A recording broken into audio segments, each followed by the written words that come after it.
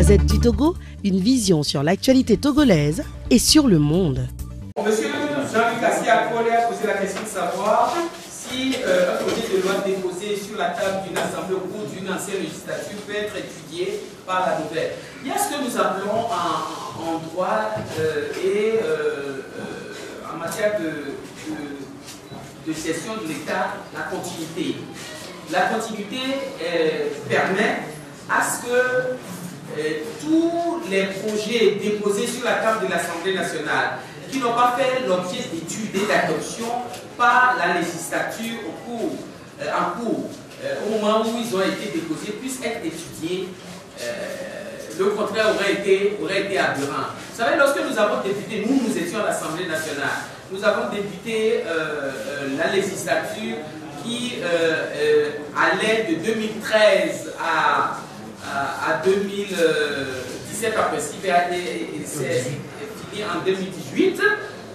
Il y avait énormément de tests qu'on avait hérités de la législature précédente, que nous avions eu dans les premiers mois de l'exercice de ce mandat à évacuer avant que les nouveaux tests deviennent. Donc, la réponse à votre question, c'est oui. Il n'y a aucun problème en ce qui concerne le dépôt de la proposition de révision constitutionnelle au moment où nous y étions et que la législature actuelle a pris le soin d'étudier et d'adopter. Seulement, c'est la procédure utilisée pour l'adoption qui est irrégulière et contre laquelle nous nous élevons. La Marchette a posé la question de savoir si la Cour constitutionnelle a la latitude de rejeter notre recours. Vous savez, ce n'est pas la première fois, nous savons, nous dénonçons la Cour constitutionnelle. Ce n'est pas parce que c'est une Cour constitutionnelle que nous estimons illégitime que nous ne devons pas la saisir. Nous devons la saisir parce que pour l'heure, c'est la Cour constitutionnelle qui existe. Et nos tests nous donnent la continuité, la qualité, la compétence de la saisir lorsque vous avez le moyen que nous avons déposé dans la requête, c'est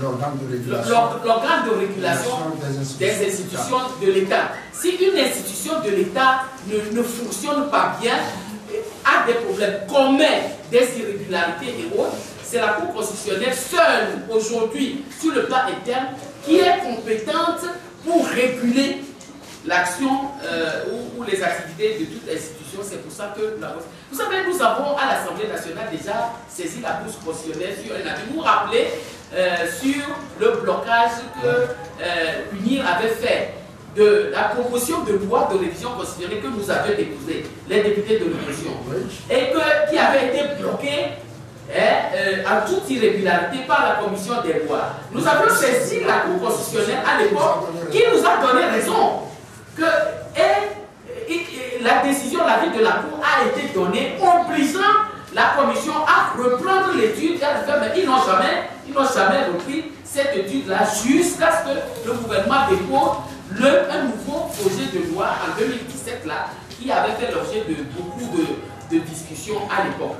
Donc, nous n'avons pas la possibilité de savoir quel est le sort que la Cour constitutionnelle réserverait à notre requête, mais nous avons pris sur nous, usant du droit que nous avons de la saisir, contre une irrégularité grave qui s'est produite par l'institution qui est censée légiférer, faire les lois pour l'État togolais. Et donc, nous mettons la Cour constitutionnelle devant ses responsabilités en tant que régulatrice du fonctionnement des institutions de la République. Donc, la balle est dans le camp de la Cour constitutionnelle.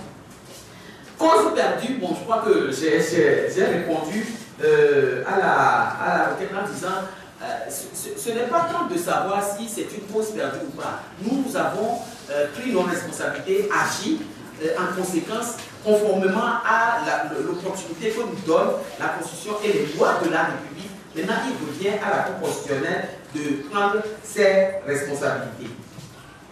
Est-ce que cela ne s'apparente pas à ce que nous avons fait? C'est une très bonne question.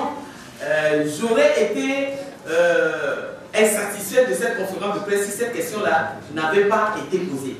C'est vrai, en 2017, lorsque le gouvernement avait déposé un projet de loi, nous étions dans la rue à cette époque-là et nous prenions le retour à la Constitution de 1992. Et des juristes maison avaient fait savoir qu'il était impossible d'accéder à cette demande-là, que le recours à la Constitution de 1992 ne peut pas se faire. Comment est-ce que ça va se faire, etc. Tout ça. Et donc, pour leur démontrer qu'il y a possibilité de retourner à la Constitution de 92 dans sa version originale, nous avions déposé à l'époque, contre le projet de loi, un tableau d'amendement portant sur 42 articles et nous l'avons intitulé « Amendement pour le retour à la Constitution de 1992 ». Nous étions en pleine crise politique à l'époque pour leur démontrer qu'il était possible de retourner à la Constitution de 1992. Il s'agissait seulement de changer 42 articles de la Constitution et on y était. Et votre question est d'autant plus pertinente que quel est le sort qui avait été réservé à cet amendement-là que nous avions porté, qui, je le reconnais, était des cavaliers législatifs à l'époque, mais nous étions, je le dis encore, en situation de crise pour retourner à la Constitution de 92.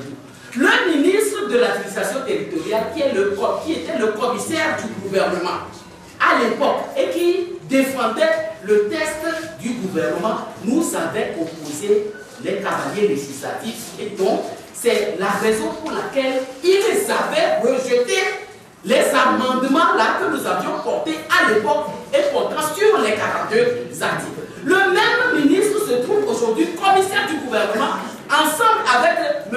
Trimoua, chargé des relations avec les institutions de la République à l'Assemblée nationale. Et c'est les deux, parce que nous avons le rapport, c'est les deux ministres qui avaient défendu le test, le nouveau test là, à l'Assemblée nationale. Et il était là, et il a oublié comme par hasard qu'on nous avait opposé cela en 2017, et donc le gouvernement a reçu en violation de la loi ce que les députés appellent amendements et qui ne sont pas des amendements. Ce n'est pas des amendements, ce n'est pas comme cela qu'on fait des amendements en matière législative, c'est des modifications pures et simples par des personnes qui n'ont pas qualité pour se faire. Puisque le président l'a expliqué tout à l'heure, ces modifications ont été portées par des députés individuellement, dont je vous ai cité les noms tout à l'heure. Donc, voilà, ces amendements-là que nous avions fait à l'époque avaient été rejetés par le même commissaire du gouvernement qui aujourd'hui avait défendu cela et accepté cela à l'Assemblée nationale. Cours de droit, oui, c'est pour que vous puissiez faire le travail et bien comprendre les choses. Hein.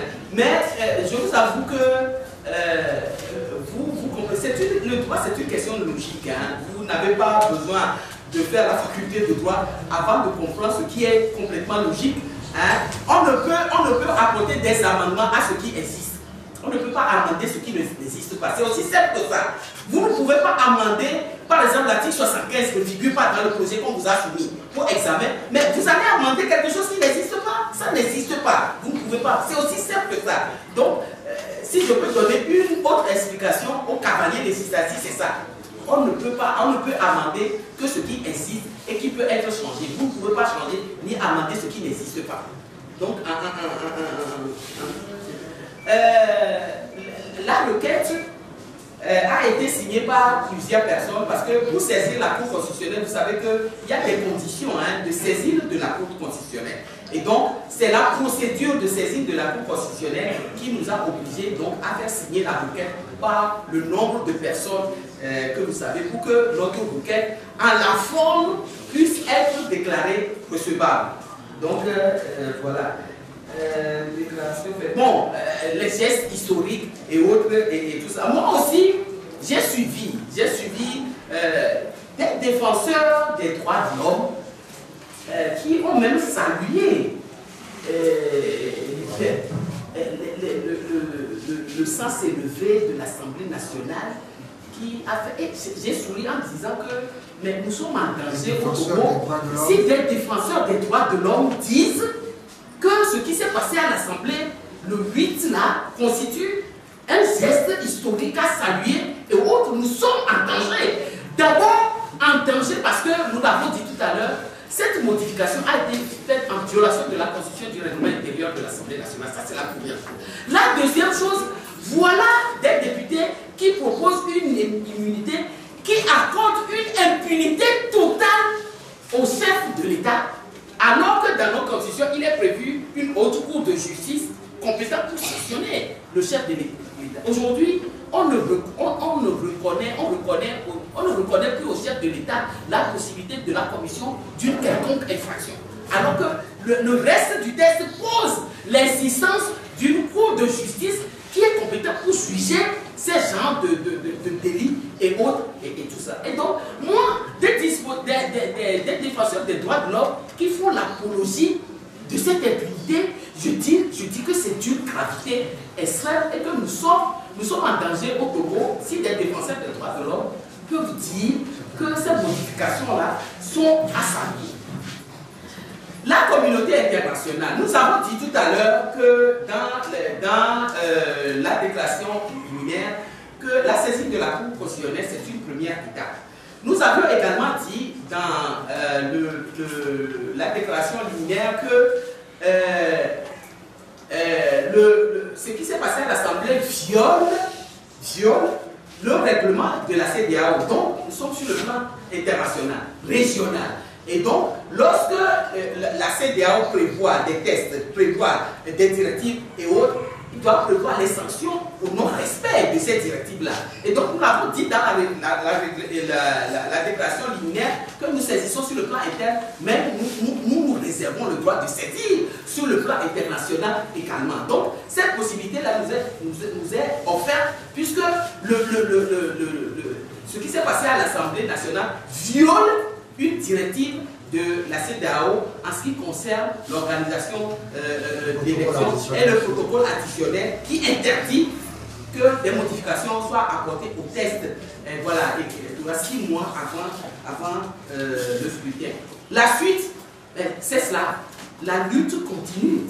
La lutte juridique, nous venons de la commencer aujourd'hui avec la saisine de la Cour constitutionnelle. Nous nous réservons le droit de la continuer, si possible, sur le plan international, et nous nous réservons aussi le droit de continuer sur le terrain politique, et c'est ce que nous faisons aujourd'hui en vous invitant à cette conférence de presse-là, après avoir observé plus de pratiquement combien de jours de semaines.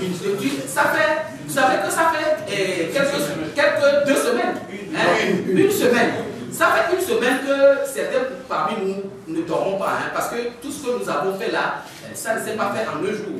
Il a fallu faire les regroupements, faire des études, analyser les tests et avoir d'abord, ça n'a pas été simple aussi, tous les documents de l'Assemblée nationale sur la base desquels nous devions asseoir notre recours et autres. Et donc, nous continuons, à faire. Peut-être que, bon, il faudrait qu'on commence à préparer la requête de la saisine de l'institution internationale également en attendant. C'est déjà commencé. Voilà, en attendant ce que la Cour constitutionnelle va faire.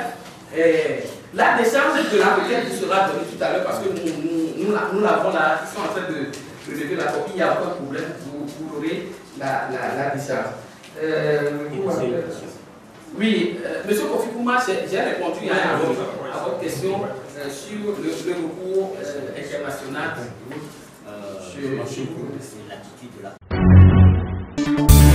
La Gazette du Togo, une vision sur l'actualité togolaise et sur le monde. Rejoignez-nous sur le www.lagazettedutogo.com ou sur nos comptes Facebook, Twitter et YouTube. Pour tout contact, écrivez à contact@lagazettedutogo.com ou appelez le 92 80 88 53. La Gazette du Togo, c'est l'information en continu.